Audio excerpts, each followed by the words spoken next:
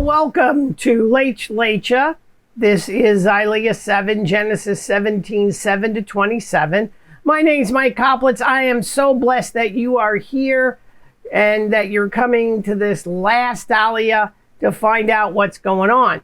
Well, God is sealing the covenant with Abraham and his descendants, and the sign of the covenant is circumcision of all males when they are 8 days old. Now we know that Sarah's name got changed to Sarah. That means princess. And God promised a delighted Abraham that he will father another son. This time the son would be from Sarah. At the age of 99, Abraham circumcised himself, his son Ishmael, and all the members of his household. There's a whole bunch of interesting cultural points, so let me hit a couple of them for you. In the Near East, people created covenants or agreements with human blood. Therefore, the act of circumcision was adopted by Abram to seal the covenant the Lord would make with him, because obviously he bled. Bathing was not known in Canaan and the surrounding areas because of a lack of water. So it was very common for people to suffer from skin disorders. Men would have infections of the foreskin. The term flesh refers to male genitalia in this particular section. Therefore, circumcision helped Abraham's descendants from having to deal with this infectious issue. Now, desert tribes use marks, languages, dialects to distinguish themselves one from the other. Circumcision became the identifying mark for Abraham's tribe. Not only did Abraham get circumcised, but all the males of his tribe, it was done to them also.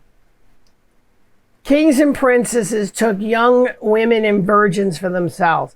However, they respected the elderly, especially when they got above the age of 90. People in Abraham's day believed that God lived in the skies or heaven, and that God would descend to earth when communicating with people. When people prayed, they asked God to come down to earth so that they could communicate with them. Also, some things that are important to know are in the document. Please go and download the document. So spiritual awareness I want to touch upon. Following the Lord is not an easy task. So why is it hard? Because evil inclination exists in the world, and it is difficult to prevent it from entering the heart. When life's events turn sour, it is unfortunately easy to fall prey to evil inclination. The path that the Lord set for Abraham and his descendants was not an easy one, and it's worse today. From the day Abraham becomes the father of the Jewish nation, life for Jews has not been easy. When outside nations and peoples view Jews, they do not see a people like they should like. Rather, they see a people that are blessed by the Lord, and they become jealous. It is possible for these outside nations to come under the spiritual protection of the Lord. The problem for most of these people is that they would have to quit their evil ways.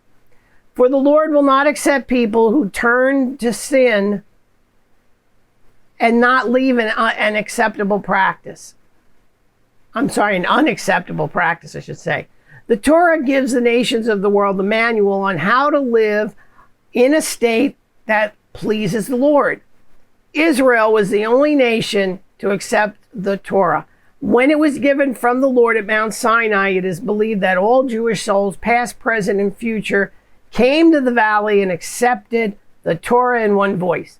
Following the Torah laws is extremely difficult, especially today. And the Jewish people do this because of their love and their devotion to the Lord.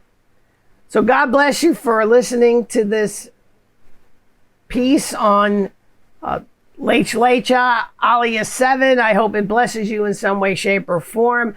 And as always, I wish you Shalom.